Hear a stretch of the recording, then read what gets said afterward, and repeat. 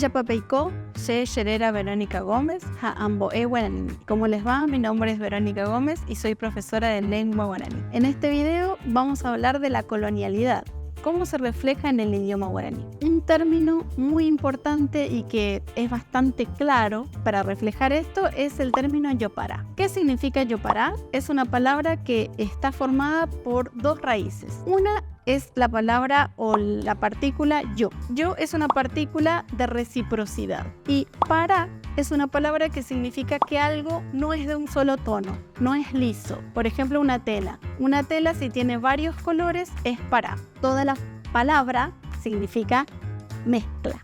Yopará. También tenemos una comida tradicional nosotros que se llama yopará y que justamente es una mezcla entre diferentes y distintos ingredientes, distintos digo en el sentido de los colores, ¿sí? Por ejemplo, esa comida tiene poroto, maíces de diferentes colores, carne, diferentes tipos de verduras, entonces a la vista es una comida yopará.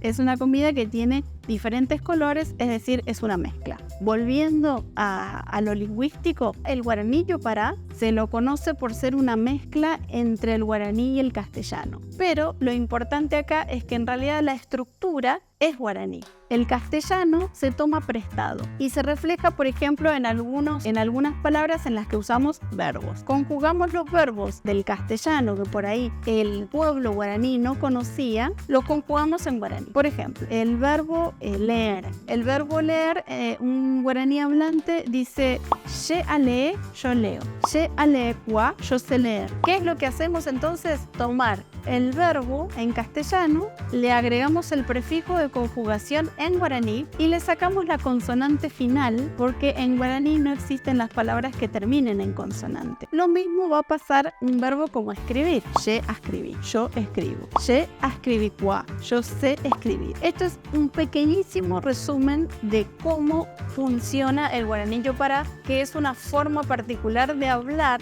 el guaraní y que refleja que es la colonialidad, digamos, cómo nos mezclamos guaraní y castellano en el lenguaje cotidiano.